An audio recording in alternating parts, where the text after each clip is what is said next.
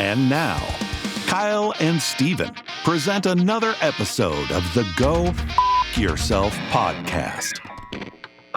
It's Fix. Really? Well, that's embarrassing. The Go Fix Yourself podcast.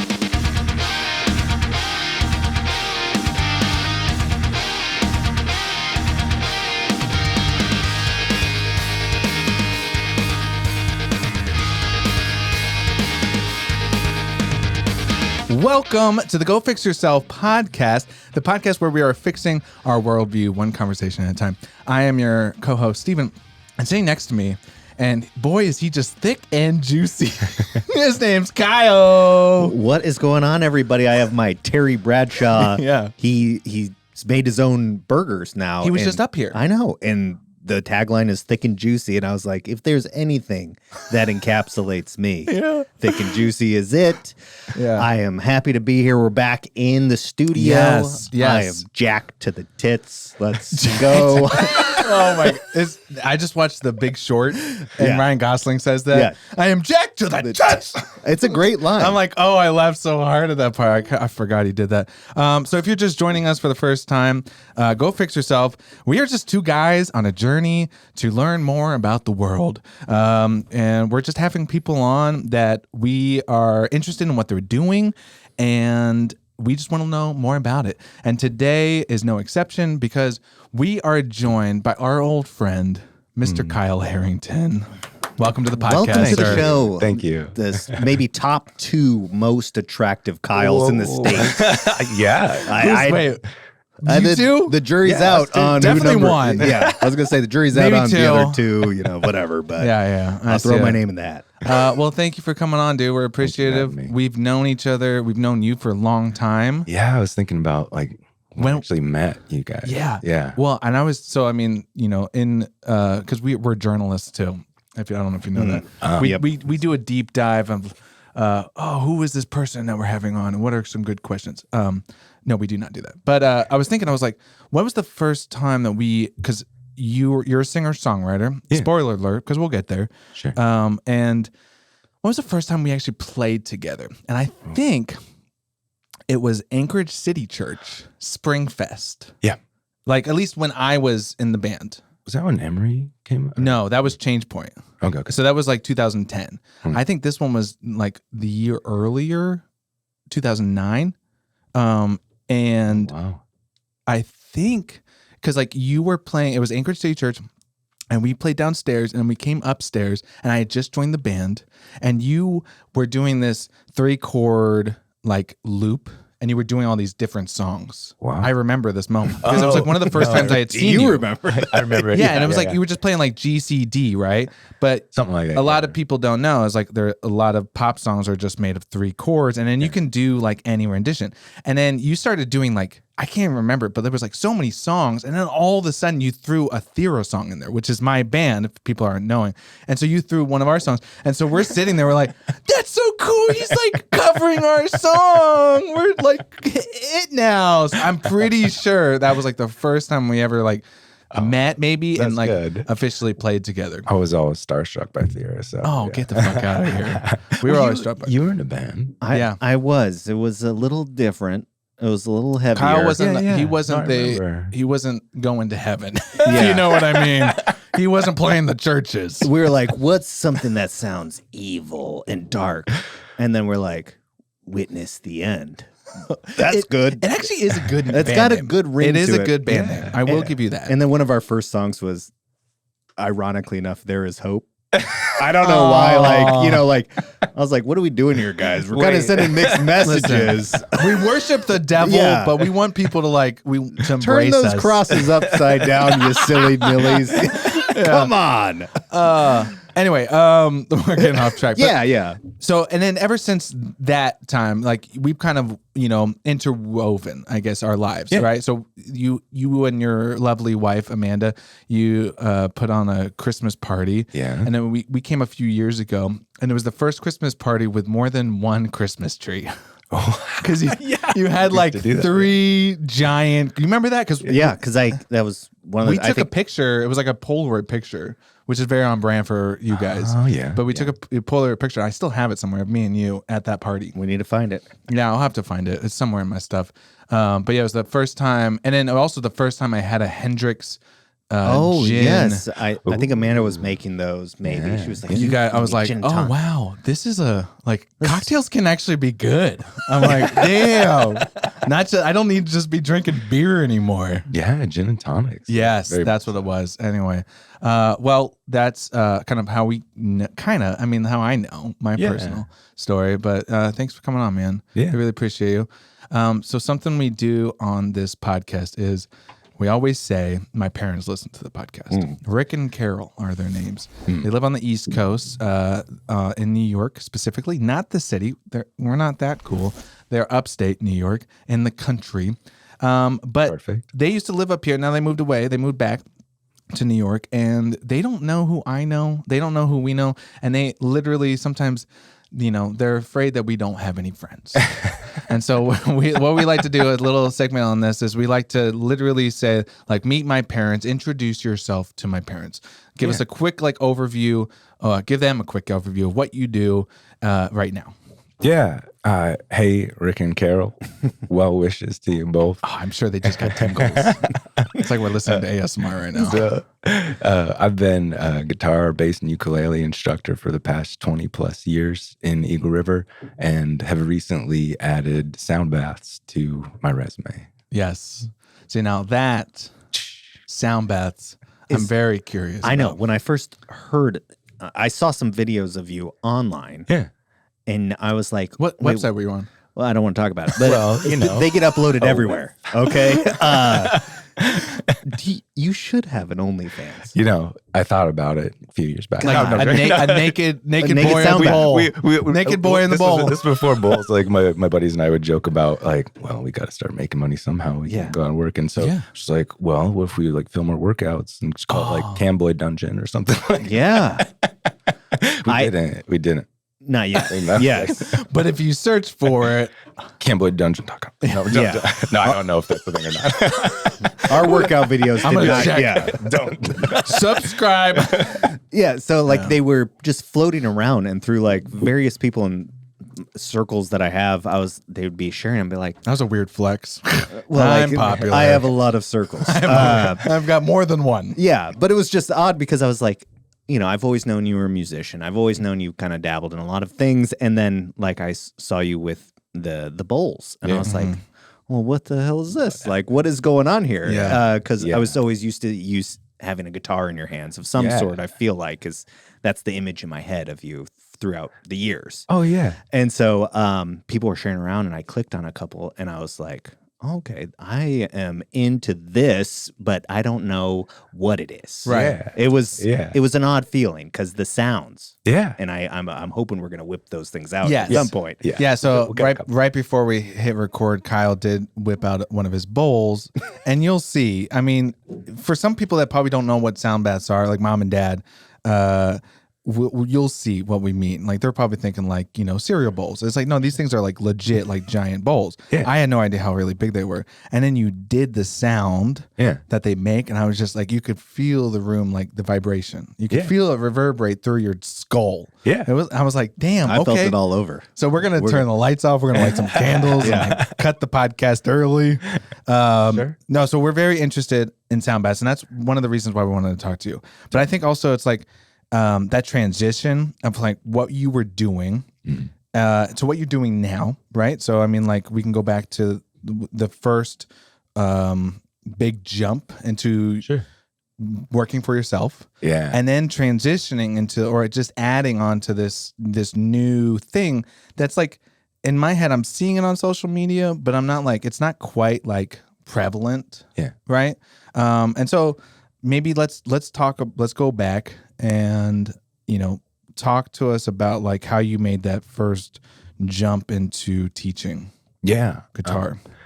I started teaching at my parents' house when I was 18, and then had a loose group of people that I would teach. I had a group class on Sunday nights at Middleway Cafe when it was a tiny little spot next to REI. Yeah. Long time ago. Oh wow. And Yeah, and then I was working retail, and I worked my way up to retail management for Gap Incorporated. And so I worked. Wait, you worked at Gap?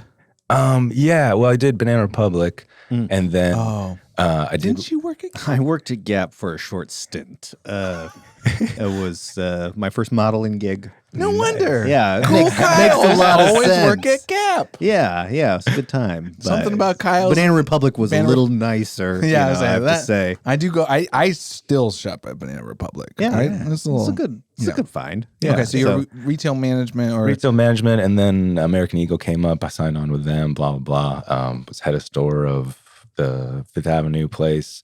Had a choice of either going to Diamond or staying there, and I really didn't like it. Made me crazy. It wasn't for me. Yeah. And so Amanda, she was the one who really recognized it because I really wasn't in touch with going on. I was just like, oh, I've got to work, blah, blah, blah.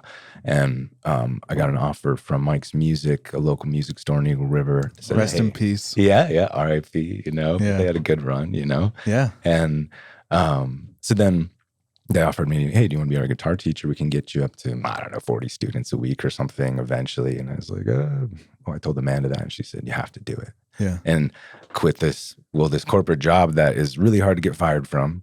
And you get benefits, you get salary, you get everything. It's just, but you have to, I was giving up Sell my soul. your soul, Yeah, yeah. exactly. Yeah. And so then in 2005, I quit. And October, that last week of October, I had 6 students. And so I supplemented by, I worked at the Alaska Club, which they just so happened to share a building. So I was working front desk. Wow. I played music at churches and led worship and stuff. And there were bigger churches that, hired people to do it. So I did that. And yeah, just whatever. So Whatever to Damn. make ends meet kind of thing. Yeah. Yeah, I'm jealous of that because I always hear these stories about people that have the soul sucking jobs. And I'm not saying I have a soul sucking job. Yeah. Wink. Yeah, no. I'll wink But, for him. there is that leap of faith making the jump. Steven's done it. A lot of people do it. And I think it's hard for people to understand that it's doable because I just hear this and I'm always like, yeah, he got lucky or he, made it work or something, and not anybody can do it. I never even thought about it in that way, like I'd actually accomplished that, because when I just heard you say it, because I hadn't even thought about that. I was like, oh, I did make that jump. Good. I relied so heavily on just Amanda actually having the intuition to be like, yeah, you need to do that. Yeah. Right. Yeah. Yeah. Amanda's my wife. So. Yeah. We love her, Amanda. She's great. No, when I made that jump, I was terrified. It's scary. Yeah. And then I wasn't kind of in the same boat because I was I remember talking to my mom and she's like, I was telling her and I was like, oh, I've got this thing and this thing. I'm going to do this thing. And I was like, this guy wants to work with me. And I was like, I got to make the jump. I just have to do it. And then so I did it. And then all those things fell through. Oh, no. And then I had one thing and I was just and it was I was charging nothing. Right. And I was charging by the hour, and videos can take an hour, or they could take 10 hours, or they could take 2 days or 3 days. And so my income went from, like you said, from, same thing, insurance and all that jazz, to nothing. And I was my first several months, I was how am I going to pay rent? Yeah. I was I had no idea. So it's a scary thing. And so, that's a huge accomplishment that you just did that alone. Right? I don't know. I was with Amanda. But still, I'm still saying because I think there's a lot of people that are they'll whatever about their spouses, but it's still a jump. It's a comfortable situation to be in, and then the world of the unknown, right? Yeah. This new thing, and then you're gonna have to figure it out for yourself. Yeah. And so I think that's nothing to be whatever. It's it is still a completely going from big thing comfort, comfort zone to unknown. You're right. Yeah. Were you married at the time, or were you guys just together at that point? Ooh, let's see. 2000. Oh no, we were engaged. Engaged. Yeah. Nice. Yeah. Because I think all of us at the table pretty much can say about spouses that are so helpful in your career longevity or where you're going, your trajectory, and what your choices are. Is when you have a spouse that really wants the best for you, like obviously taking away like, hey, let's get rid of security. Let's get rid of this because I want to see you happy. Yeah. It says something in the big picture because there's a lot of spouses that really only want that for the family is security and all these things. So I feel like you get a good one when they realize that like your happiness also matters in the big picture of things, not just what you provide for the two of you or your family. And so good on Amanda, you know, what a winner. God, what a winner. Shout out to Amanda. Yeah.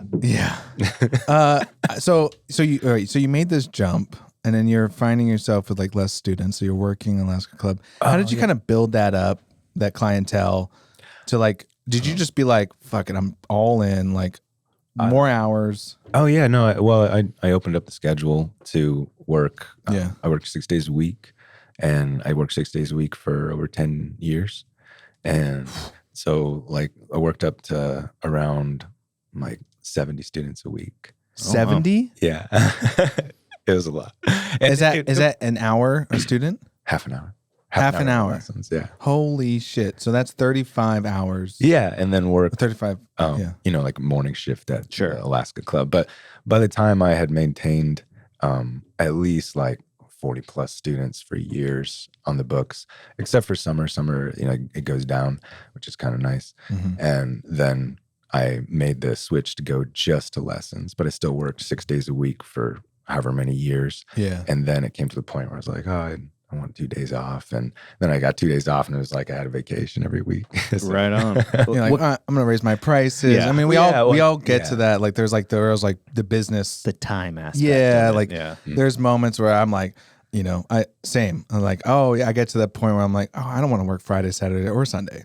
So now I'm working Monday through Thursday. And then like, oh, I should probably raise my rates. And then now I'm like only working Monday and Wednesday. You know what I mean? So it's like, it does. There is like that. We're great. You know, it's grateful to be able to do that kind of stuff and hit those accolades for sure. Freedom in the schedule is really cool. What kind of skill sets were you teaching? I mean, absolute beginners? Did you have it Ionian scale, Dorian, Phrygian, Lydian?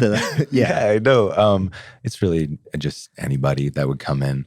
And if there was probably a few students over the years that could have benefited from somebody else, and I just sent them on their way. But really, it was just anybody.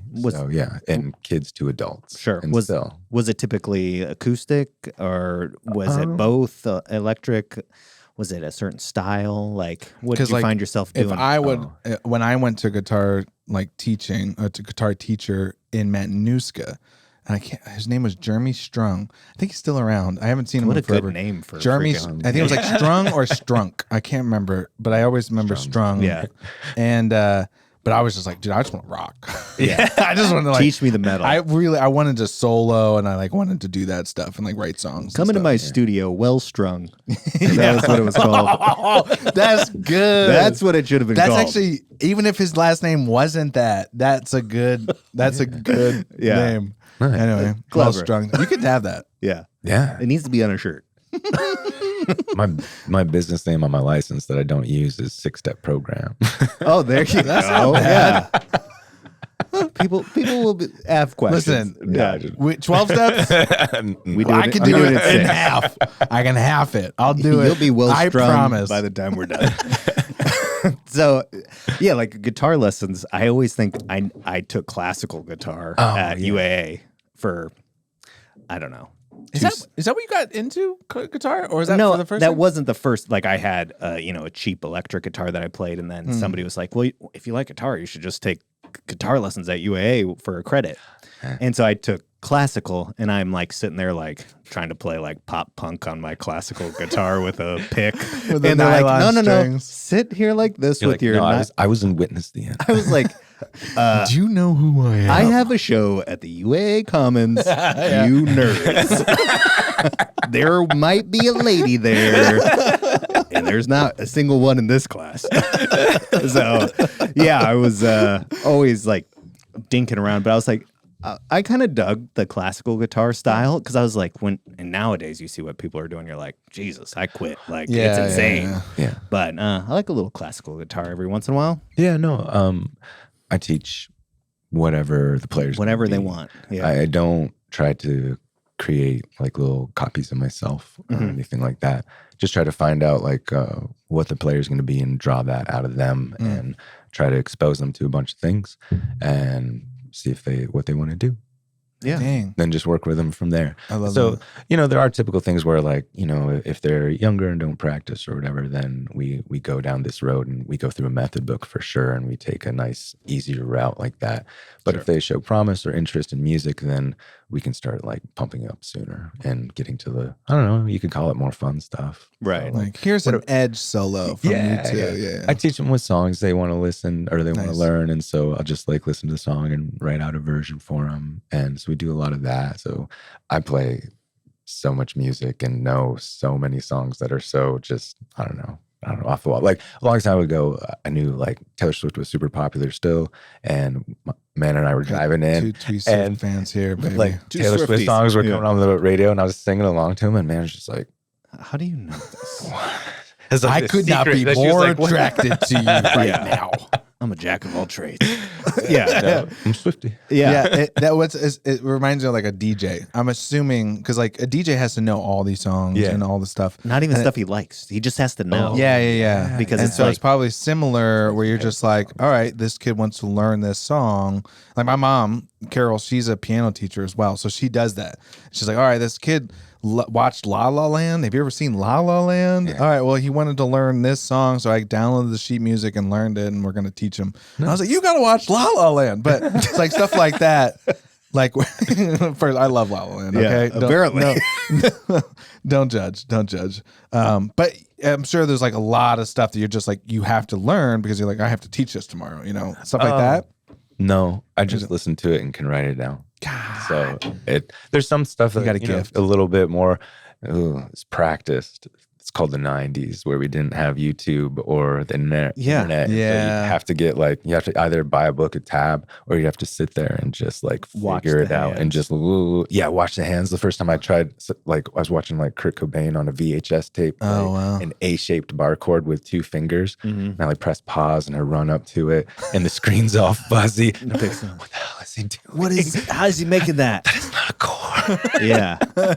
Yeah. Yeah. So that kind of stuff. Like, That's I was all about it. So I remember that because I would be not quite 90s, but like when I got into guitar, a lot of the tablature was crap. yeah. Like on Ultimate Guitar. Yeah. Yeah, Nowadays, Ultimate I mean, Guitar. there's so many programs that are amazing. But I remember reading some of the comments are like, actually, I watched the VHS 98 or whatever, and he actually goes from the 5th fret to the 7th fret to the and it's like, Jesus, nerds, come on! Like, this ain't rock and roll. But I was like, I do appreciate somebody that does the details though, because when you're playing a song that whoever made the tablature is like one fret off, and you're like, what is sounds dumb. Yeah. You are a loser. So Were you always interested in music, like as a kid? Yeah. Has that been something part of your life that just like from the get go? Yeah. It was, my mom had us in sports and music. And so first was piano when I was 5, and then also just like, the singing and dancing groups that kids do, Oh, yeah. So music Just machine. Kids, Yeah. Just Kids. yeah, I've never done that. I was in a kids choir. I'll say it. I was in a kids choir. No, I was also interested in music, and it was a huge deal in my house. And then with church, grew up in the church, and my family was in the 530 choir at the Catholic Church. So eventually I started, was I singing in it or no? When I started playing guitar, I ended up playing guitar in that, and that was the beginning to church playing for sure. Nice. The church, yeah, because I mean that's where I learned too. It was like I knew guitar a little bit. I had taken lessons, but then like when it was like time to play worship or whatever, and they didn't have anybody, they'd be like, Steven, you know guitar, right? And it's like, yeah. And so that's what got me on this path. Yeah. Is like playing worship and then like performing in front of people and then getting that bug, and then you're like, ooh, I like the attention. I like people looking at me. Yeah, there's a lot of good things that come from it, and not many of them are biblical. Well, sure. I know they're not like, Yeah. get on the worship team and get some experience, and Yeah. It is interesting how Store many. up those treasures. yeah, Yeah. Yeah. The way I look at it is like you said, you played sports and music. every kid, I think, that plays sports envisions themselves playing professionally, right? Like Sure. at some point they're like, I I definitely play did that. basketball, I'm going to be in the NBA or whatever it is. With music, I kind of feel like a lot of people always picture themselves being a rock star. Yeah. Did you have those ambitions at like Oh. some point? And like, when did you kind of maybe, if you have given up on that? Yeah, yeah, yeah. You know, like Yeah. the big time, you know, Yeah. Van Halen. He's still going to be an NFL player. Yeah. No. Yeah. Let's see. Sports, I never had that. But music, let's see. I always dreamed of being a rock star, but I always knew that I'd have to go out of Alaska. And at least in my kind of, let's say, anxious, nervous approach to the world, it wasn't a thing that would ever happen. Right. And so I didn't have to worry about it. Gotcha. And so all I wanted was to be able to play music and have a group of people to share it with. And it didn't matter where it was. And so that was it. And then eventually when I got a band, and that was just so much fun. And I just was, I don't know, I was like completely oblivious, moony-eyed, in love with just the process of having it. I was like, I don't know, Michael Scott showing up to work. He's just like, everything's great. And I just loved it. So. I remember seeing you guys play, was it Jethro? Yeah, Who was Jethro like was in your it guitar for a player? while. Yeah. I remember like playing like shows with you guys when I was in Lavoie too. Oh, Didn't we yeah. play with you guys? Maybe we might have done. Like we did a lot of like different festivals, like fundraisers, and a lot of beer and wine tastings and stuff like that. Nice. Yeah. Yeah, fancy shit that Theo never played, never got asked to play. They're How's doing- that fucking one? Yeah, they're doing but that it's like- screaming. But they're also like, Is that hey, the red or white? could you your band play for 4 hours, bring your own gear, and man, we can maybe give you $100. Oh, And you're like, yeah. But then, or like in the beginning, we were like, yeah, sure, absolutely. Yeah, well, that's He's like, you're just You happy guys to are gonna play. pay us? everything was pay to play, so Yeah. I always have to pay. So, Yeah. which is pretty standard. I don't expect Alaskan businesses to be like doing other things. So Right. So we have a little different. They gotta fill seats, and we don't have a lot of people. So Right. Makes That I sense. think that's a weird thing when that starts to transition. But like I've never experienced it, like getting a lot of people to your show and being like, "Well, we're asking $3,000." And like, "Fuck you." yeah. So you gotta show the people first. So talk about so you've been on your journey of being an entrepreneur, being a business owner, but do you have 70 students now? Do I have what? 70 students now? Still? No. Actually, with these past years of going into like personal wellness and stuff like that, I even switched my schedule again, and I chopped off Fridays. And so I teach Monday through Thursday. Nice. And I also chopped off my 7 to 8 hours. So now I'm booked 1 to 7 Monday through Thursday with lessons. 1 p.m. to 7 p.m. Uh-huh. Dang. Yeah. Okay. That's still a lot though. It is. Yeah. That's still a lot. Yeah. That's way more than I work. you get your mornings. What That's nice. Mornings are great. I do. Yeah. I have a nice little schedule for my morning. What's your morning? What's your morning look like? Well, now I just recently achieved a major milestone of trying to get better sleep, and I don't know what really worked, but I've been getting better sleep lately, so it's awesome. So I can sleep until like 7 or 8, and it's amazing. So What time do you go to bed? I'm normally going to bed around like, I don't know, 9:30, 10. Oh wow, you're an early bird. Holy cow! Yeah. Dang. And so then We're keeping you up late tonight. No, it's all good. I'm pumped for it. You're a Just- party animal. Yeah. You crazy. The night is just getting started. We're going out after this. You know, if you want to. We're bringing the sound back. Yeah. So you go into bed at 9:30 or 10, and now you're sleeping till 7. Like 7. Well, maybe wake up at 6, and that's plenty of time. Or maybe I'm able to go back Wow. to sleep, which is great. So Wow. I do that. And I wake up, meditate. I make breakfast for Amanda and I. Sometimes I'm up earlier than her, and so I just leave breakfast by the bedside for her. Other times she comes out and we eat and have a conversation in the morning. And then Such a good husband. By the bedside, she has breakfast in bed some days. Amanda's Every a day, lucky yeah. woman. Like, there was a time She's lucky. we got rid of our microwave, and so when we got rid of our microwave, she had to start getting up for breakfast unless she wanted to make it herself or have full breakfast. So Gotcha. yeah. You can't just like pop something in and go. No. Yeah, not anymore. I get that. Yeah, and so then it's either like, then I have a stretch and roll routine that I do pretty much every day for like an hour, and then it's either yoga, a workout, and then infrared sauna, cold plunge, get ready for work. Jeez, you First do off, it all. infrared sauna and cold plunge every day? Oh, not every day, not every. Okay. Like sometimes I got to take a break because it can be taxing on the body depending on what you got going on. Yeah. That's intense. Okay, Yeah. I'm curious about that stuff, but I want to start asking questions. And the real reason I'm like very interested in what you're doing, sound baths. Yeah. So that is something I've never experienced. I think we said prior to recording that was like it started popping up on my Instagram. I have a buddy who was like a rocker, wanting to, he was on a label and all this stuff, and then like he just like stopped doing all of that and now is doing sound baths. So I saw him do it, and then I saw that you were doing it. And I'm like, what is going on? Like these guys who were like rocking, and now they're doing sound baths. I was like, there's something here, and so I started looking into it, and I started watching more of your videos on Instagram, and I'm like, this is phenomenal, but I've never experienced it in real life. So that's something I've always wanted to do. But for the people watching and listening, what are sound baths? What are those? Okay. There's a lot of different instruments that can be in a sound bath, pretty much anything really. But it does have its kind of instrument family, I guess. And so I guess I'll kind of localize it to what I do. Primarily, I play the crystal singing bowls. And so they're bowls it's powdered crystal quartz that is fused together in a bowl. And it's a C scale. They are, let's see.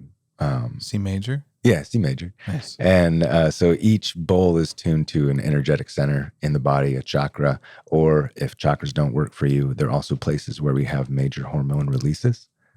So depending on whether you're Western or Eastern, can feel and stuff. Yeah, I'm curious, and I'm sure some people are too. I don't know if I can like tell you like all the stuff about chakras, but yeah. Go ahead. I'm just kind of curious. So what does that mean by like it's tuned to your chakra?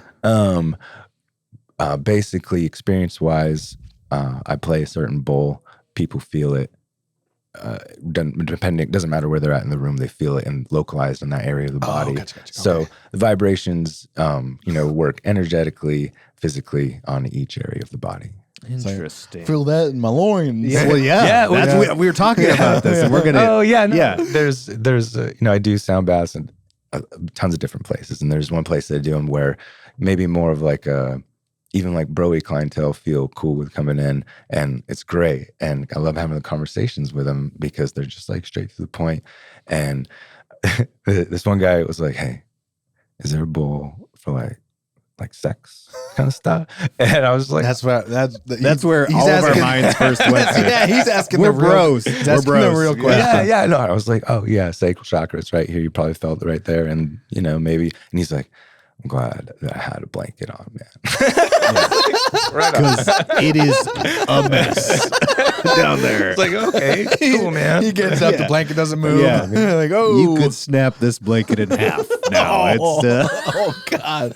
Oh man. No, I'm pretty sure it wasn't. okay. Yeah, Good, no. because that That's would be funny. a No, crazy it's like, one. you feel sensations throughout the body, and Interesting. And the chakra idea, like that. I mean, I've heard that about a lot of things with meditation and I mean yoga too, with aligning your chakras. Like, what does that in a nutshell mean To you? Like, maybe to I was you. gonna say, just like a basic. So you have these energetic centers in your body that are responsible for different parts of your persona. You have like earthly chakras, like root, sacral, solar plexus, and then you have like your spiritual or heavenly chakras, crown, third eye, throat, and then they all meet in heart space. And so, gosh, I am nowhere near able to tell like a class or anything on this, but basically, if you get in tune, you get in a line, and then all the chakras talk to each other and have energy flow through them, right? And so we all have proven by science, an energetic field that comes out from us, and it goes in like a donut. So up through root and out through the head. Interesting. Yeah. And we're the center of the donut. I like that. And it is funny because I think I already said this, but like when you did play just the one note, it's like Where'd you feel it? I don't point to it on the camera. Point to it on your body. I'll point to it. Or use my body. Do we need to get a doll for you? Yeah, get the doll. Where did this? I don't remember. I don't know because it was only one note, but I just remember feeling like, whoa. Yeah. Now I understand. Yeah. It's wild because you can see like the videos of you playing these, 5 bowls, 6 bowls, 8 bowls, way off. Yeah. But like, it's like you have a stick and then you have a bowl. So you brought some here today. I did. Now, is it possible if we can get them on the table and just play just some for us? Yeah. All right. So give us a second. Kyle and I will riff for the next 2 minutes. Yeah. Go. No. Well, no, so the thing that I'm impressed with is, do they let you just buy these on the internet? Oh, that's Do good. they Can you get teach- these on Amazon? Yeah. You can get them on Amazon, yeah. I'm getting 18 of them. I'm doing it. So they're crystal singing bowls. And so for the people not watching on youtube.com/Go Fix Yourself podcast, he pulled out these 2 giant bowls, way bigger than just like a regular. I mean, they cereal could bowl. hold a giant salad. We'll say that. I mean, what? How big are these guys? Oh, I forgot. I think I just went for Big the biggest ones. and like, medium. Like 18 and 14. Okay, Something and so they're white. They're like they're made out of crystal quartz. I was going to say, it crystal looks quartz. like if you have like a chess set, this is what like the black pieces would be. Like they're kind of like that stained. Yeah, I like that. If I you like have that. a Yeah. chess set, And then nerd. And then your instrument you're using it's like kind of like a drumstick, but it's not. This is a crystal striker. So this is also made of crystal quartz. It's wrapped in silicone for when you hit the bowl and sing the bowl. Oh, okay. Cool. Okay, so give us a little taste, Roo.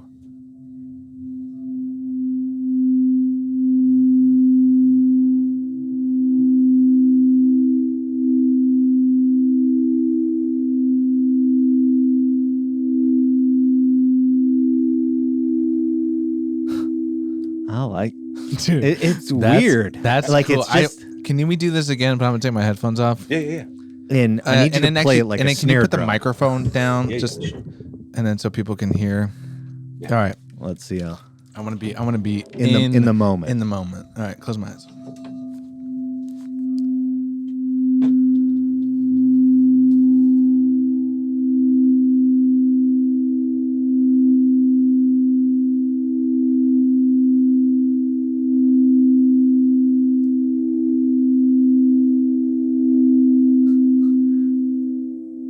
It gets intense. Like I don't know if you heard me. I was like smiling because it's so I closed my eyes. Then since everybody's not in the room with us, the sensation that I was feeling, I can't really pinpoint it, but I heard just like a reverberation, like woo, like a sound wave almost, and that's kind of like the image that was coming to me. I was like, I could hear it, and it kept getting louder and louder, and kept coming in waves. So it was like a sound wave.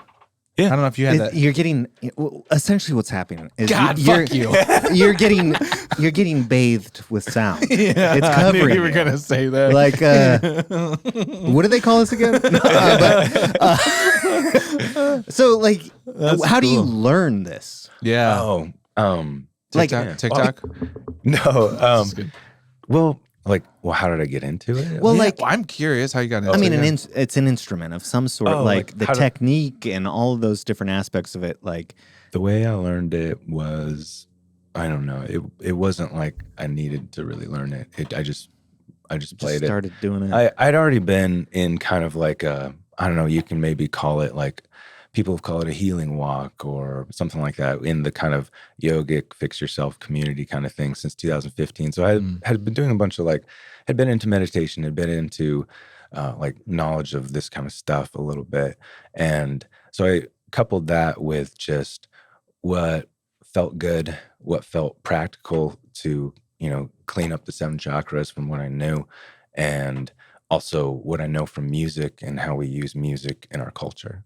Sure. And so that's going to be what I thought the best way to reach people, because I've been working with music my whole life. I'm teaching for over 20 years, studying music and like all the songs people bring me. So I know, how our culture uses these intervals and what they mean to us and how we tell our own stories. And so when I'm able to use that in the sound bath, and can open up things for folks. So I love that. Interesting. So like walk us through what a Sorry, Go before you ask that, can we get that one of that big bowl? Just just so that it's not in your way.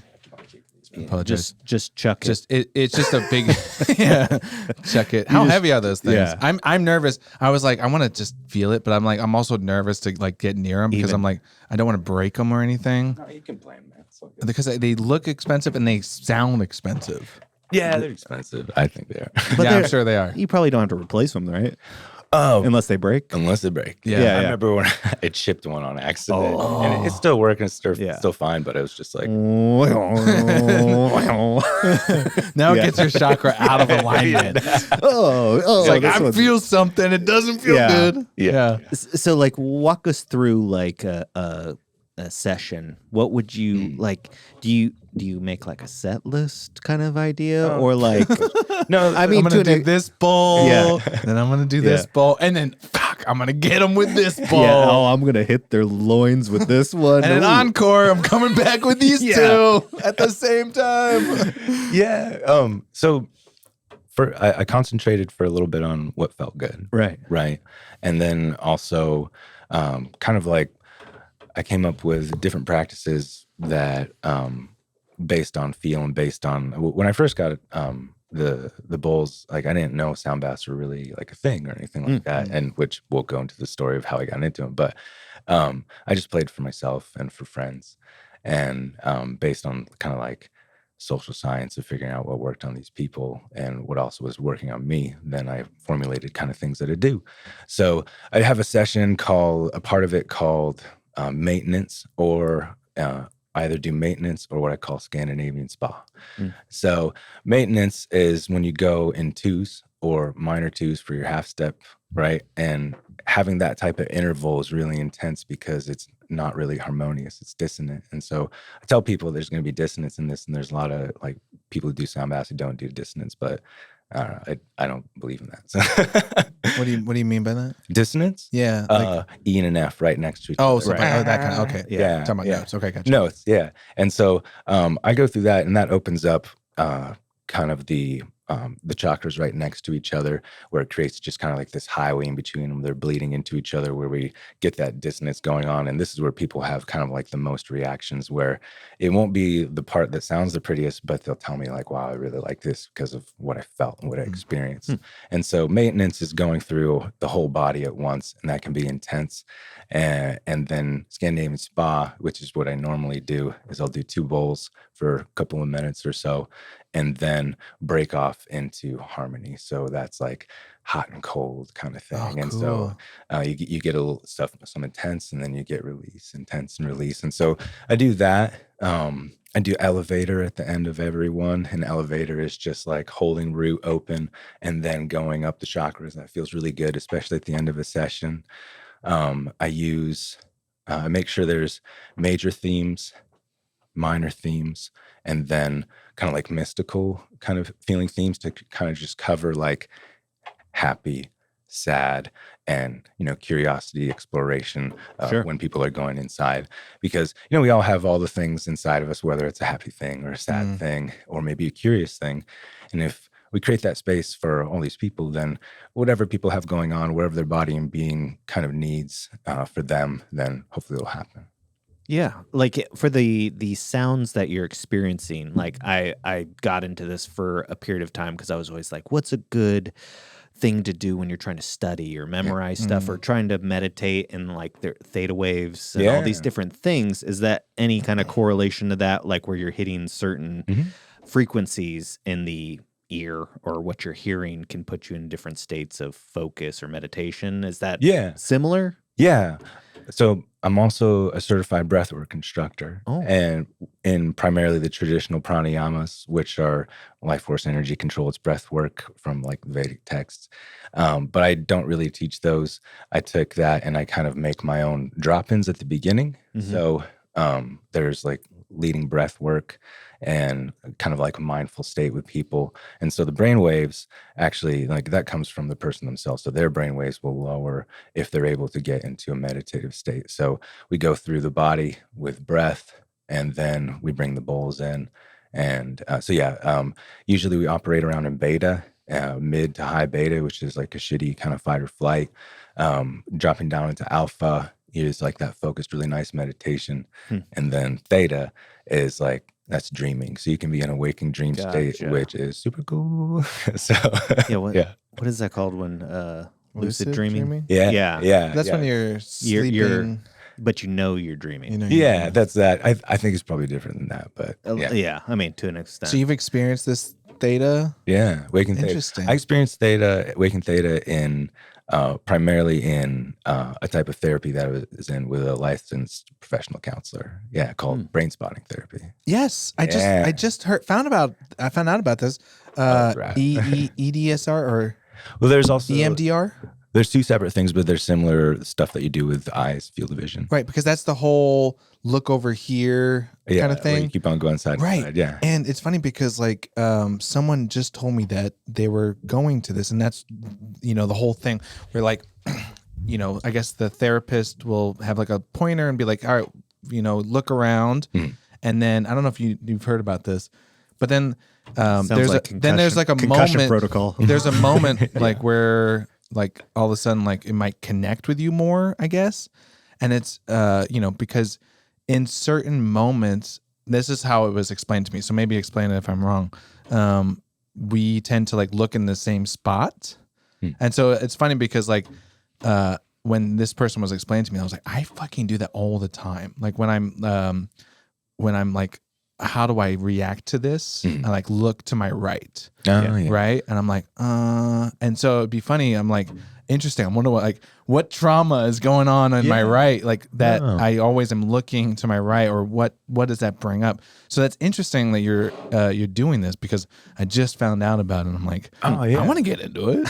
Oh, it's great. Yeah, no, you had it right. Basically, if there's a really intense memory or something that happens, then it's kind of saved in your field of vision, that point. And so in brain spotting, they call it a brain spot, and they have a pointer, and you hold that memory or that feeling that activates you, and the person, your counselor, sits in front of you with a pointer, and then you try to find the most intense spot in your field of vision that you can handle, and then you try to process it and let it go, and travel through the mires of your existence. It's interesting. So the one that I always love heard it. was how to spot liars. Oh, And so people tend to look up into the creative portion of their brain when they're lying. Oh, okay. And I've heard that. I don't know if that's it's true. all I do is Right. But it's like when people are like, you look at a child and you ask them a question and they go like, well, I did this. It's because they're making something up on the spot. You son of a bitch. And I was so,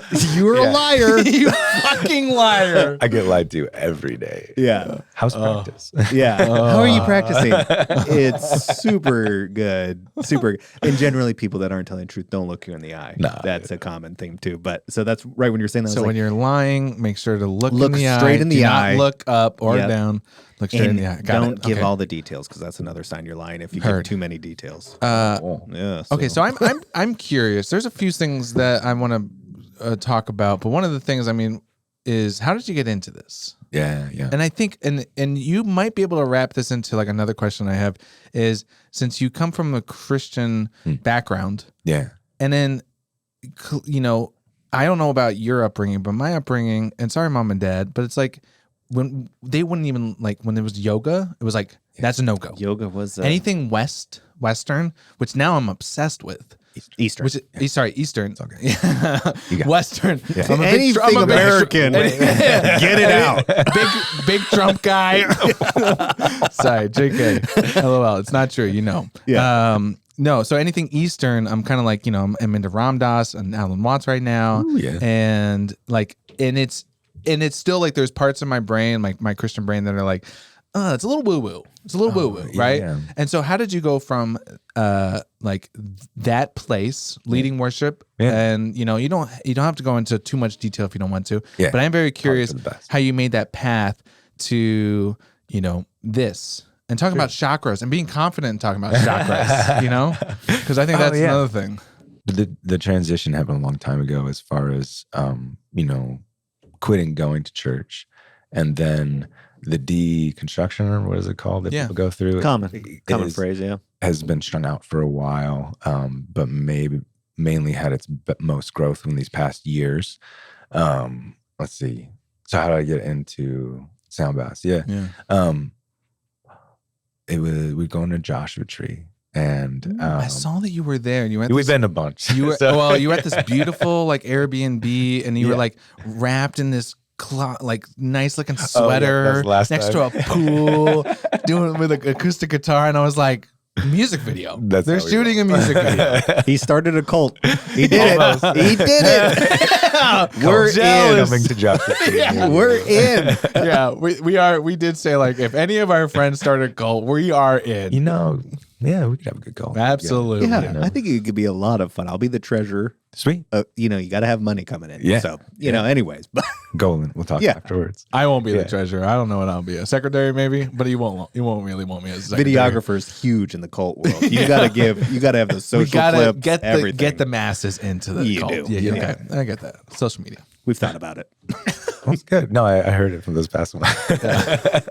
All right, so Joshua Tree. Oh yeah, Joshua Tree, got me a sound bath for my birthday, and I was like, "Cool, I don't know what it is, but I'm open to check it out." There's this spa that's a method and ritual spa that does like Reiki energy work mixed and sound healing mixed with like spa Ayurvedic spa treatments and stuff like that, and so I also do sound baths, and so. This lady came to our Airbnb. It was man and I, and then her sister and her sister's husband. So my brother-in-law, sister-in-law. And we're really good friends with them. We're all sitting down. This lady comes in. She's 5 months pregnant. Her name is Dana. She's got the same middle name as me, Dana, the Dana family. I don't know. Like synchronicities. Yeah, no, this here I am like just trying to grab on everything. Yeah. And so she sets up, she did bowls, and then she also did rain stick, and which when I saw the rain stick, I was like, oh, this is going to be stupid. And what is a rain stick then? Oh, a rain stick is usually you get like rice or something. You get a piece of cactus, like a cactus stalk, and you nail all the spike or the thorns in. You dry it out, and it's hard, and then you fill it with pebbles. And when you spin it upside down, yep. Yeah. Gotcha. And then she also had a wave drum, which is a two-headed drum with a bunch of beads in it, and it sounds like waves. Ooh, never heard of that. Yeah, neither had I.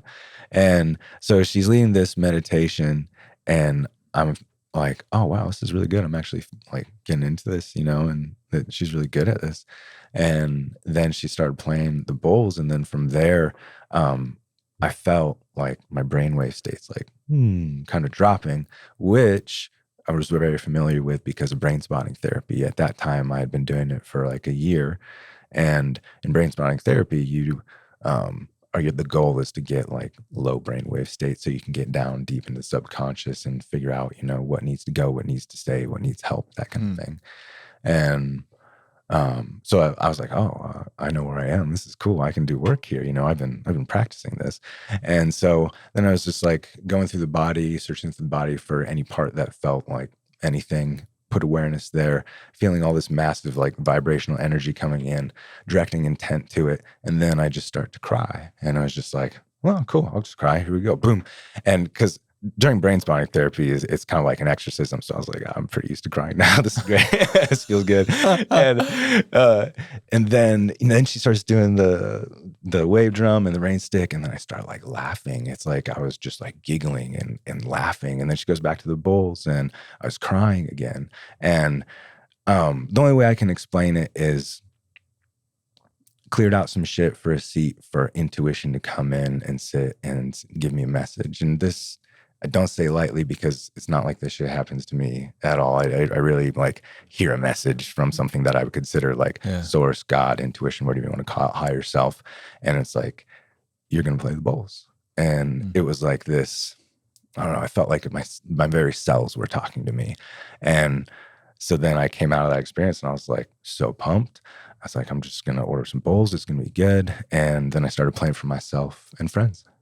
That's so Nice. wild. Yeah, And I had no idea sound baths were like a thing at all. I thought it was just like this place did them, and I had no compass of it. And so then I just went and developed my own modalities for it. And yeah, that's so. It's interesting because first off, do you think you would have gotten to that state if you hadn't had therapy? no.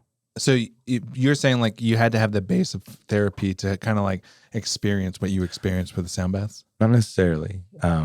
If you are open to your experience, because I've had plenty of people who have no idea what sound baths were, and they come in and tell me stuff that they experience. Like, do you want to hear some stories? What people have done? Yeah, I'd love to if hear if that's cool. Yeah. Oh, yeah, I'm very like, curious. Names too. Names. No, just kidding. Addresses, pin numbers. One of the so I had I was doing a sound bath for a group from a village where they'd had a young suicide, and they wanted to come in to learn about trauma, suicide, because of course they don't want this to happen ever again.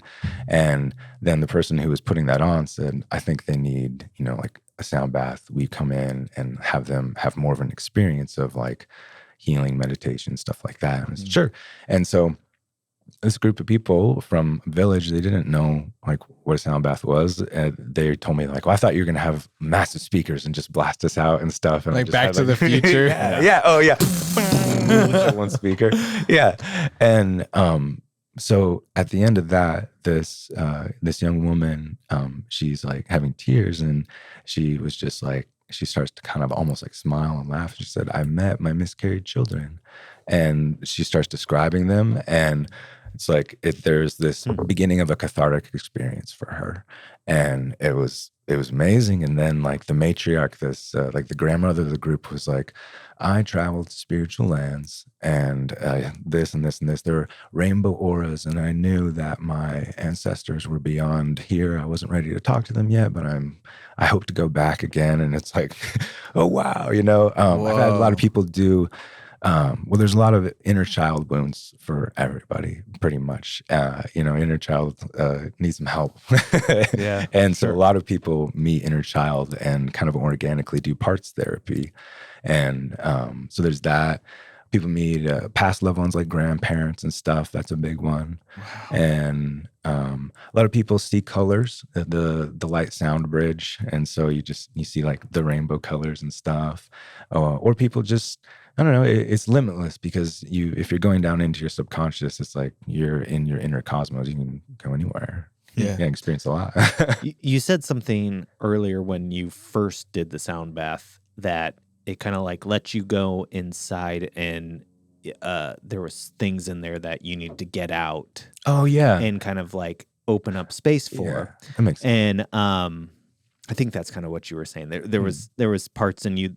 But the thing that I fear with myself is like, how do I know what to get rid, or like when I'm in that deep state of like looking inside myself, and I'm like trying to therapy myself, I guess, in some ways, or like figure out what's wrong or what I need to address. Like, how do you know what you should be doing? Yeah. Like, because that's scary to me, is don't. like, I don't want to go in there. You don't. But in this state where you're so kind of connected to self, you're not going to do something wrong. Right. If you do something wrong, it's just like, well, you're not accomplishing what body and being is opening up for you to do. Okay. And so it's just like, well, nothing will happen really, maybe.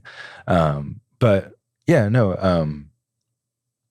Yeah, you want to get rid of anything. What I found to get rid of, like sometimes like there's stuff that's stuck so old in us that we don't even know what it is. But it's not important to know what it is all the time. I heard it explained that, you can get rid of like past traumas or whatever that's hanging out like it's an old couch. Like when you go to sell a couch, you don't figure out where it's from, what its name is, or anything like that. You're just like, oh, I just got rid of it. So it's the same with like that. And that's what I experienced then. It's like, oh, I don't need to know what this is. I wasn't going in for a specific memory. I was reacting to part of my body just telling me something where I felt like something off. Also, it's like, well, I don't know, you have to think of where memories are stored. It's like, where are memories stored? not in our brain. Nobody knows.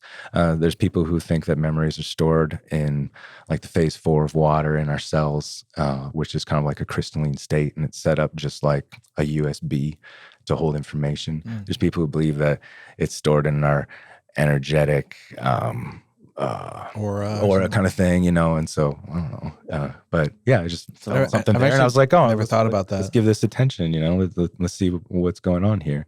And if it was like a trauma that you're storing for a certain chakra, which they all mean different things, then yeah, it could be show up in an area of your body. I'm really curious about this. Yeah, because I'm thinking about this. I'm like trying to put myself, because like we've always talked about ayahuasca. We've talked about drugs. We've talked about meditation a lot and breath work and all these and things. mushrooms. Yeah. Steven did mushrooms for the... I know, thank you. Thank you. Mushrooms are awesome. Yeah, they are. But I'm not telling people to do mushrooms. Yeah. Sorry, parents. I'm not telling you not to, and I'm not telling you to do them. Allegedly, I took mushrooms. But it's like all of these things are... like it's huge to be like, you need to address, this trauma that you probably had, or to get to a different state. And it's always like, I feel like I love the idea of it. I just like don't know if I'm ready to do something as much as a drug to get there. But like when you're talking about sound bath or meditation or breath work, I'm like, okay, those seem relatively low risk to try something out. So yeah, you don't have to know what you're doing at all. Right. When I started doing brain spotting, and I when I came out of that first like big like theta experience, I was just like, I've never done a psychedelic dose of any type of drug.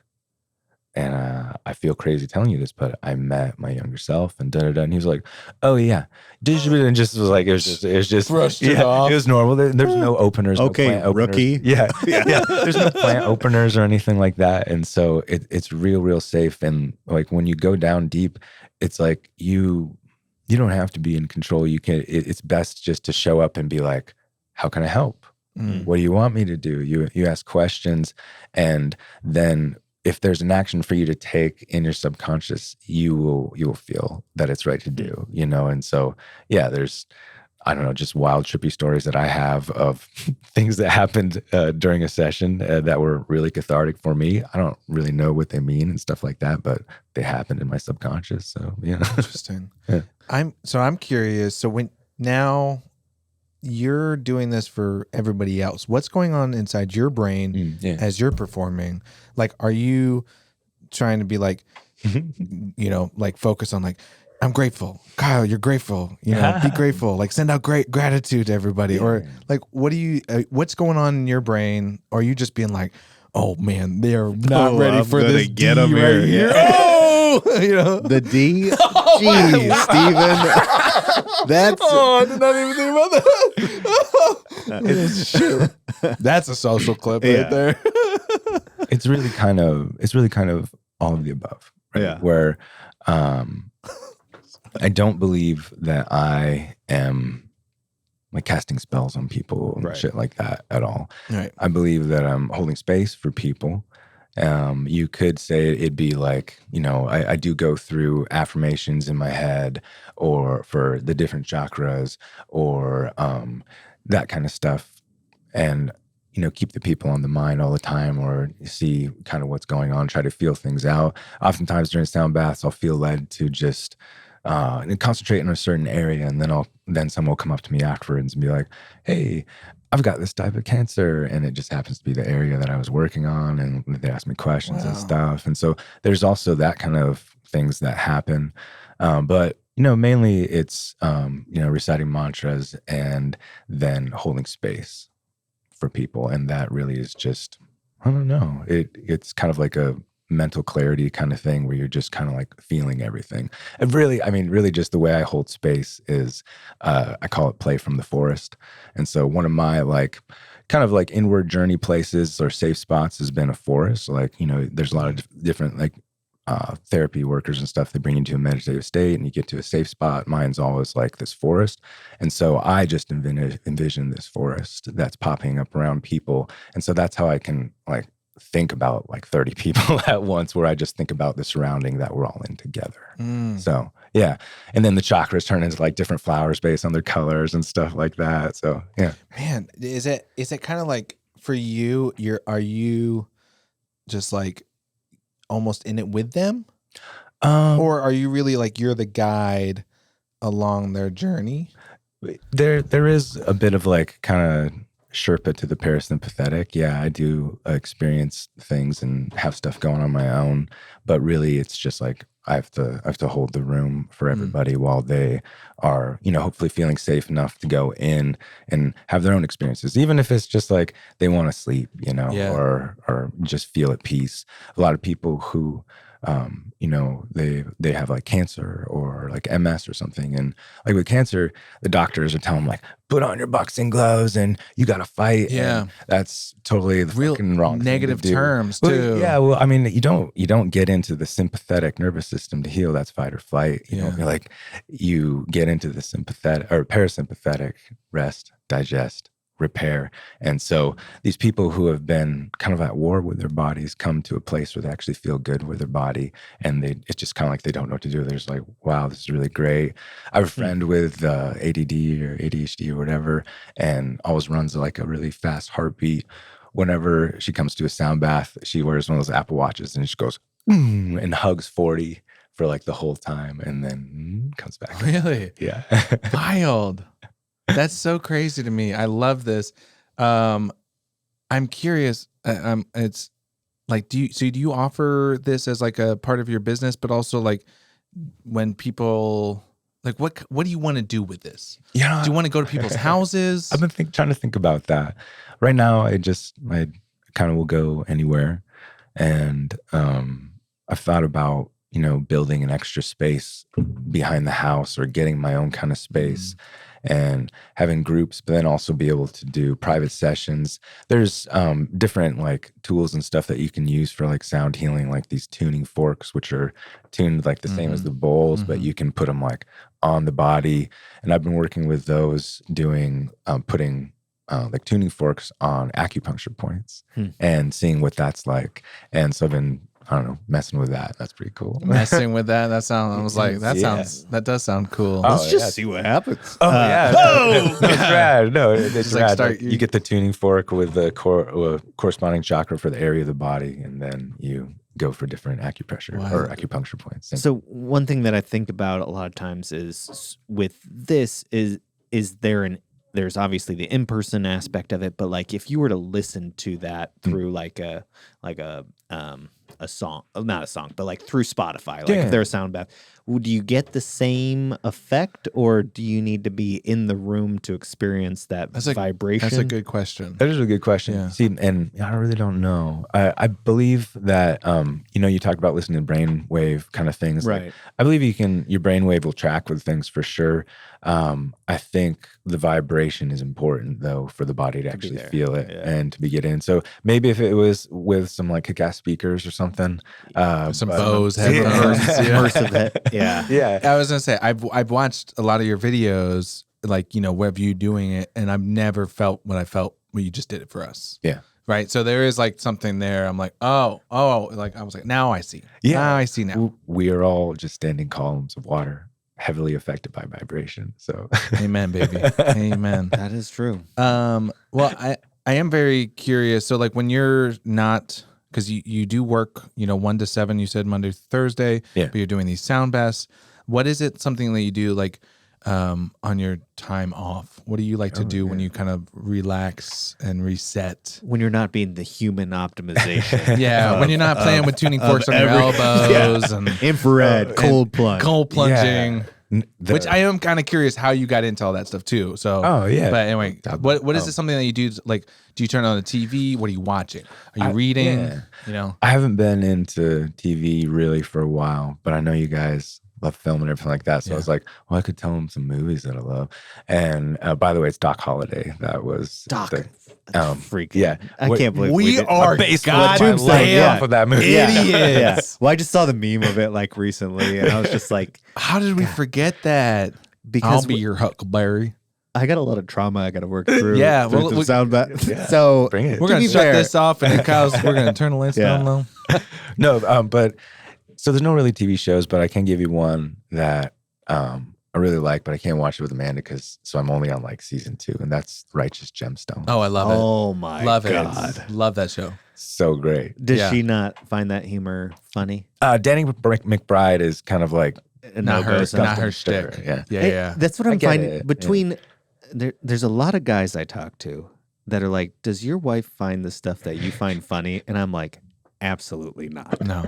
I think you should leave is a good example. Oh, yeah. They're Yeah. like, they said an inside joke with me about one of the shows, and I was like, dude, you get it. And he's like, yeah, my fiance thinks I'm an idiot. I was like, well, we might be, but it's funny still. And so Righteous Gemstones is like I would watch I love the a humor. couple episodes with her, maybe like Yeah. the opening Yeah. scene of the baptism. Yeah. Like, Oh my God. it's real.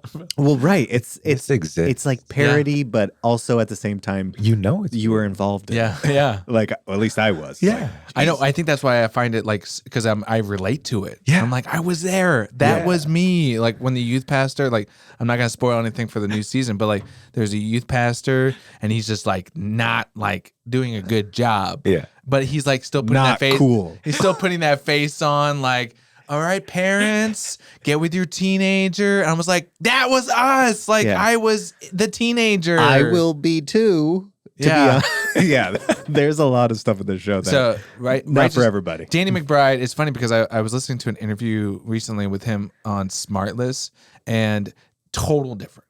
Like Yeah. very appreciative, grateful, like Oh, Turns yeah. it on. yeah, he was like, he writes really well, like douchey characters. Yeah. And he plays them really, really well. Yeah. But he is not that good. Like from what I mean, at least maybe he like Yeah. was Maybe he letting was his- acting on the podcast. Yeah, Okay. maybe. Geez. Great actor. Maybe Yeah. he just lets himself go Yeah. on the show. But yeah, I do love that show.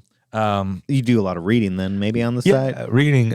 Right now, I'm reading a book for the second time that I don't. For the second time. Yeah. Well, I don't understand it. It's the Tao of Polyvagal Theory, and it's I That's don't the title. understand that title. yeah, neither do I. So basically, kind of like when I understand it, is polyvagal theory has to deal with the vagus nerve, Vegas. Yeah. which Oh, yeah. Yeah, I know about yeah. the Vegas. For sure, regulating for sure. emotions and Yeah. different states, right? And then the Tao part, I believe the author is bringing in like the Chinese elements, which they use in acupuncture and other treatments, and like how to approach some body work with that. And Oh, wow. so this person, Nicole Keene, she worked in Alaska and then Portland, and then was in Portland for the past 3 or 4 years, and then is finally coming back up. And so I had tried to get into an appointment with her, but everything was shutting down. And so now she's coming back and having an appointment. So I should get into that book. So I'm reading that, and it's more of like a felt sense of understanding. Like where you hear something, you're like, I can't prove this or anything, but Right. this feels like truth, or this resonates in some way. Some would say that's faith. Like for like we're all in faith because we don't know what the hell's going to happen. exactly. So. But I mean, like some would say, like people are like, listen, you just have to believe. You just have to believe it, right? No. But I mean, like that Depends would. on what you're talking about. Yeah, I that's feel like what I'm it's saying. true. That's what I'm saying. It's very there's two different sides of tried the that. spectrum. Yeah, we all tried that, didn't we? But yeah, I am very curious, and then also like really quickly, touch on because I want to go back cold plunging, Oh, yeah. infrared sauna. Like why and how did you get It's all into the it? Nordic spa stuff. My health started going to shit, basically, kind of thing. I, from things that I went to therapy for that happened in childhood, it created. I don't know. I was just in fight or flight for most of my life, and maintaining that state slowly just kind of chips away at you, and so. Sleep was a big thing, like hard to fall asleep, or if you do fall asleep, you wake up and then you can't go back to sleep because you wake up and your heart and your mind is just going a million miles an hour. All the anxiety thoughts all the time of how your imminent destruction is going to happen and blah, The blah, blah. rapture's I got gonna those. happen. Yeah. those. And so there was that. And so I was just like, well, what do I do? I'm already like meditating. I'm getting into the right types of workouts. I hired a personal trainer. I'm not really a big fan of Western medicine. I'm thankful for the things that we really need when we need them.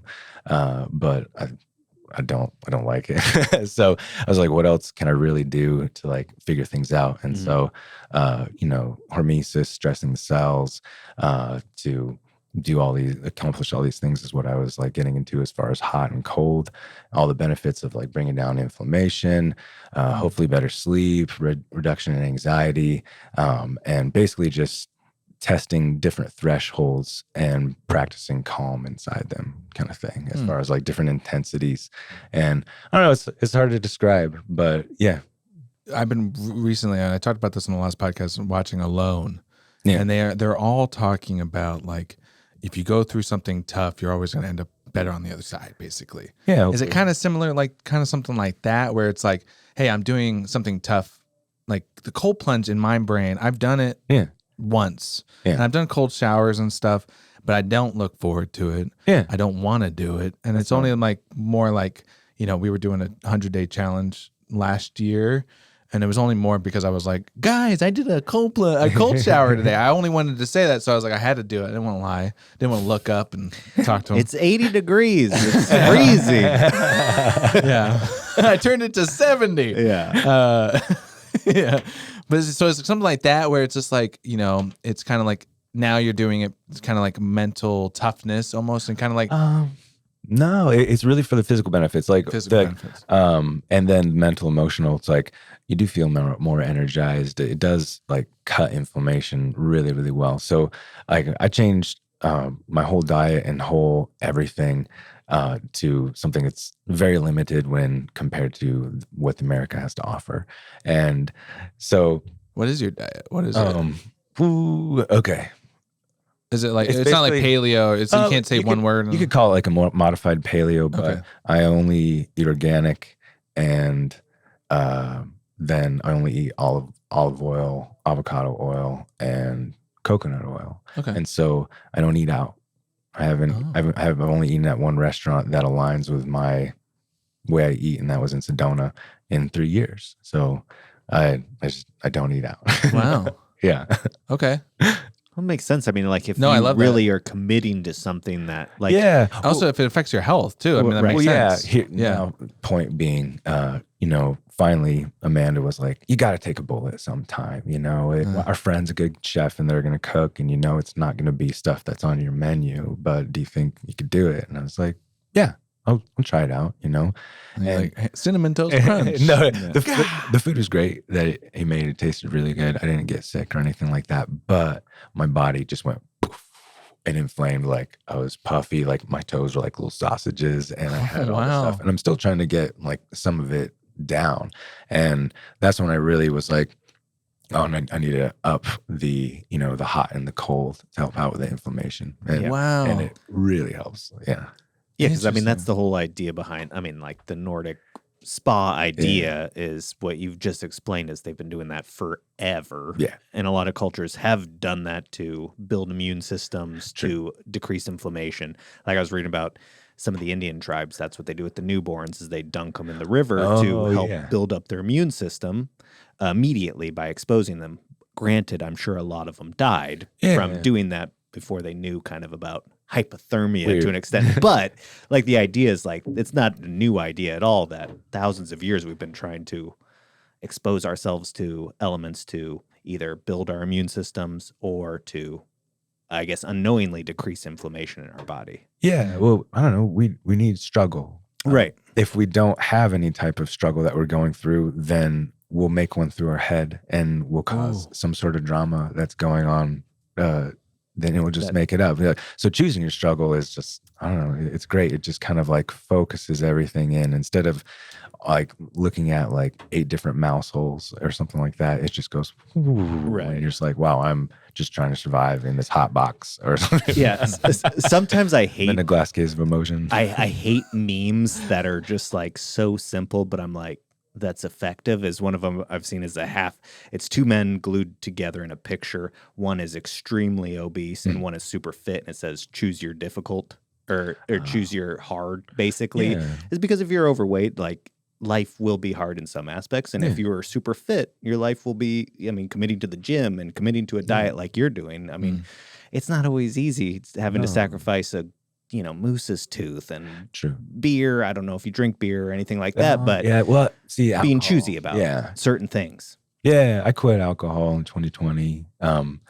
During the hardest year of our lives in the world. Yeah, I mean, History. It just came to a grinding It's funny halt, man. that's Like, most people are ramping up in 2020 drinking. And Choose your heart, Stephen. Yeah, you were like, no more for me. Well, no, like, as my health declined and I felt shittier, drinking went up. And so drinking was my way to have like a pseudo connection to self, because I was just so like pinging on anxiety all the time, but then also feeling shitty. And so when come time to the weekend, it was just like, well, let's get hammered and feel really great kind of thing. And that really was like way too much, where it was like, you know, I would just insert it into everything, not because it was unbeknownst, I didn't know I needed it kind of thing. Like I needed it to be in a room full of crowded people, or, you know, or weird things. People would be like, hey, someone's going and running a Skinny Raven race. And I'm like, sweet, I'll bring the flask, you know? And looking back, I'm like, whoa. A flask during a race. Well, no, I mean, that's super common. I mean, to like kind of deal with stuff like that, and you get used to doing that all the time. And it just became a massive overreach in my life. And it's not like it ever reached into like destroying relationships or work or anything like that. But my health was just like, whoa, spinning around the toilet the more I was drinking also. And so when I got into a functional medicine, I signed on with a functional medicine doc, and who, you know, had this big life change for like healing the guts and stuff like that, and getting me like back into health. You know, you can't drink and like be healthy or repair your health, you know, or well, at least from where I was at, you know. I'm sure there's plenty of people out there who can have alcohol and be fine. I get that. But yeah, now it just, it came to a grinding halt where I was just like, oh, I just don't want to do this anymore. It's just isn't worth it. Like, it's like the way my body felt about it finally caught up with my head. And now it's like, oh, you know, this makes me feel sick. Sorry, guys. Hurting yourself. I'm curious. So we're talking about all this Eastern medicine and practicing and all this stuff. If someone's interested in stuff like this, but doesn't know like where to start, like sound baths or you know, meditation, or just learning kind of breath work. Yeah. Like what's a good place or advice that you'd give that person? And I'm really looking at myself. Because I feel like I'm just starting this like similar journey. And I'm just getting into this stuff. So like, what is some resources that I can use to kind of look into this stuff more? Totally. I like breath work, because breath work gives you something to do to kind of surpass the monkey mind. And it's not just like meditation sitting there, even though there's a bunch of different types of meditation for all different people. I'm in a meditation certification currently, so I'll talk about that later another time. But no, breath work's great. So I would recommend Awaken breath work. So it's O and then Waken. Like an app? They have an app now, and there's this couple from New Zealand, I believe, and they work with like, their goal is to work with like big name people to try and get the word out there. So he's worked with Jake Paul, is that kid, YouTuber? Really? Yeah. They worked with him, and then a bunch of other kind of people. And Awaken. I'd recommend getting into breath work. Having a steady breath work practice is good. Like what do you think about like Wim Hof stuff? Like great. Same idea, kind of Yeah, there's a bunch to an extent. Yeah, I don't know. Basically, with breath work, it's like, you know, the faster you breathe, the more activated you're going to be. For active breathing, you use your mouth, and for non-active breathing, use your nose, and then those are your rules. And then you have somebody who guides you through a different, like a level of different, like do this, or now hold your breath, hold it at the top, and that kind of thing. Gotcha. So, yeah. I did do a little bit. There's this app called Othership, I think is what it's called. It's like Mothership, but without the M. Yeah. And it's very similar, I think. It's like guided meditation, but it's like, you know, breathe in, breathe out. Oh, yeah. Breathe in. And so, interesting. Hold. And then mine froze, and I passed out. Oh, yeah. How much longer? Oh, I love that. Breath work. Breath work. I don't know. Is there a book that like you like opened up your mind to like the whole idea? Like, did you read something about like how did it get into it really? Or yeah, I mean, just something like, I think people are always looking for kind of that podcasts or just about everything. Yeah, something that they're like, man, that's the one thing that opened my mind to go down this journey. Essentially, you see it on TV, or mine's always hearing about, the Iceman, Wim Hof, like seeing him on something. And that was like, well, how's this guy doing this? And then that's how I learned about breath work. And then all of that whole Nordic spa stuff like open. I was like, oh, okay. And No, so you, it was like, you just connected the dots for me. Like hearing about breathwork was Wim Hof when I first started doing stuff Right. like that. So yeah. And I don't know, meditation. You can get an app. Figuring out what type of meditation works for you is important because meditation, they really want you to figure out what's your meditation and then you train in that style of meditation because to become actually like a good meditator, it takes like years of practice. Yeah, it's like your 5 love languages. You got to figure out which one you are first, or your spouse thing, and it's like I don't know. So takes time. Doing that, there aren't any like super concrete resources that I have for that, but a competent Google search is going to get you there. For sure. It gets you started. Yeah. So my wife is really interested because she's seen some of your videos and she knows Amanda through I think school in the past, and so she's like. She was just telling me, I was like, well, we're having Kyle Harrington on. And, she's like, oh, awesome. She's like, I really. Kyle Harrington? The better Kyle? I was like, okay. The first handsome Kyle. The first handsome Kyle. Yeah. But she was like, I'm way too anxious to like go to one of those classes or like what, like, how do the classes work? Because you said you kind of have to do the private, there's group and stuff like that. So like if somebody was looking for like an, I guess like more of an intimate setting, like a 2 people, 4 person, like do they just contact you about that stuff and set it up? Or do you have kind of a structure that you typically do? Usually for right now, since I don't have like an active working space for sound baths like at my house or anything like that. I have the guitar studio there where I teach from home, but usually I just have people set it up wherever they want to if they want to do private. And you can do. And then the group classes, do those just go out online, be like this time at this place kind of thing too? Do you call it a class? I don't know. Everybody calls it a class, I guess. Okay. And I don't know. It's whatever it is. It doesn't matter to me. When are the meetups? Yeah. So right now I do 2 a month at Jewel Wellness. Okay. And she was asking about what they do there. It's like you come in and nothing's expected of you. If you go to one at Jewel, like all the mats, even I do Burn and Bloom, and there's gonna be one more Burn and Bloom for the last month. Yeah. And so all the mats are all set out. You just go in and you find a place and you sit and you lay down, and that's it. Just get comfortable. You lay down, you close your eyes. Yeah, I tell people to be just as comfortable as possible. Bring extra mats, bring hoodies. Some people bring like stuffed animals and blankets and whatever they want. I think her and I need to go do the one at Burn and Bloom for the last one. Because I feel when is 11th. The 11th. Okay. The ones at Burn and Bloom have been really cool. This podcast will unfortunately come out after, I think. Oh, it Don't doesn't worry matter. But we have to, maybe we should all go. Yeah, they've been. Or it maybe seems that folks have been liking them at Burn and Bloom, and so they have been filling up. So I'd recommend signing on with their app soon. That's interesting. They'll save space. Well, I'll get in between 2 people. I don't care. You could do a couple spot. Yeah, you guys sign up for one. Kyle's coming in. Here we go. It's like in the middle of the class, and he's like, "What the fuck?" Yeah, I'm a roller, so watch out. Man, well, we sure do appreciate you coming on here and teaching us about what you're doing and letting us know more about sound baths, but also just your journey, because I think it's very fascinating, and I think there's a lot of people who have been kind of I'm finding more and more people who are like in those shoes of like being stuck, or because I've been talking about it on here, like my mental health. I've been on this journey figuring it out with therapy and whatnot. And so the more I share about it, the more people like hit me up. Yeah. And so it's just like, it's interesting hearing other people who are in the same shoes or who were in the same shoes and in their process to get to where they are today. Yeah. And so thank you for sharing that. We really do appreciate you coming on. Where can people find out more, hit you up for sound baths or even guitar lessons? Guitar lessons are, I have a website. It's just, you can just like look up Kyle Harrington guitar lessons, Anchorage or Alaska or whatever. I teach in Eagle River.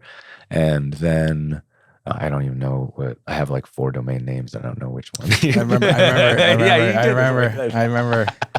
Yeah, because I was You like, still got 'em, I don't yeah. do website stuff, but I was like, oh, I think had to help I think me out, after a You while, helped me out so good. you wore me down, and I was like, damn it, I'll do it. And then like I also was like, well, you could also like buy like I'm sucker for domain names, so of course. If people have listened, they know that I have, hundreds of domain names. Nice. Hoping Yeah. to pay off someday. Someday. I have made $80 on domain names. I will have people know. Nice. So I think I was like, yeah, you could buy like a bunch of domain names and just have it all point to one. Yeah. And so it's smart. I think it's smart. I think So it's smart. There's that for like lessons. And then I use Instagram and my handle is boy and bowl. And there's those like underscores. And so I announce there when I'm doing them. And then when Burn and Bloom, we have like the last one. And then probably then Jewel will be 2 a month. And then I do them at Odd Man Rush Brewery in Eagle River. Oh. And that one comes with a Sip and free bowl. drink. Oh, nice. Sip and bowl. Yeah. So we do these usually Saturday morning. Can I put the drink into the bowl? Well, Yeah. Yeah. I'll pay it. What would Okay. that sound like? like ding, and Yeah. I was like, I want it inside that me. might work with the metal bowl. So I have a metal setup also. Do you really? Yeah, Interesting. So I have the You're like 40-inch Stomp. gong, and then I've got like a full So you- chakra set of metal bowls, and so that's like another sound bath that I do with like, which follows kind of more like the hero's arc kind of feel as far as like crystal bowls, and then the metal section, and then back down to crystal bowls. So it's like. You start off and you're in the village and you're like, oh, everything's great. And neutral chaos comes in. We get a little dissonant in the bowls and kind of shake people up. Then we get into like the metal bowls and the gong is kind of like the climax of where everything is happening. And the gong is way different than the bowls for sure, as far as how that feels. That's really cool. And so you've kind of like hit the apex of the story, and then we go back to the village, back to the crystal bowls, interesting. put everybody back together. Everything's happy. Oh, I love that. That's a cool one. It's like a That's movie. really- Yeah, How it is. long? I mean, How long is that? That's an hour and a half. Hour and a half. I do Are these like- usually like an hour and a half? No, regular ones are like an hour. Okay. But that one, I don't know, the way I figured it out is like I needed that much time to put people in the place where I wanted them. Oh man, So yeah. that's fascinating. Yeah. No, you can feel kind of like you can feel like when a room is like really pumped up and energetic, you can feel when a room is really like mellow and stuff like that. And so, yeah, I'd done some test runs and I was like, oh, so I need 10 minutes here. And after 10 or 12 minutes, the people finally Oh, it's kind of came interesting. down. And so then now we want to make sure they feel really good and carry them out for another 10. So yeah. Wow, I love it. I'm gonna hire you. You're gonna come over to Yeah, my house. let's do it. I'm actually like Alicia's birthday is like in the next few yeah. days, and I'm like thinking like It's when the you new- said like, oh, Amanda got me a sound bath for my birthday. I'm like, dude, she would love this crap. We're taking a bath with Kyle for your birthday. Surprise! Hot, cold. Whatever you want. Everything. It's all about you. If I told my wife that, she would be like, hot, super hot water and super cold water. All the it Two sounds Kyles? awful. Yeah. Oh, well, that too. That sounds Too many. probably bad to her. But Well, man, thank you for coming on. Yeah, we thank you so appreciate you. much. Guys. And yeah, we're stoked about what you're doing. And yeah, I can't wait to have a sound bath. Yeah, we'll make it happen.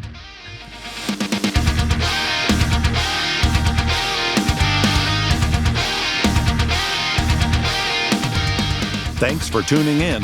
Kyle and Steven will be back with a new episode next week. In the meantime, check out gofixyourselfpodcast.com. And remember to always go fix yourself.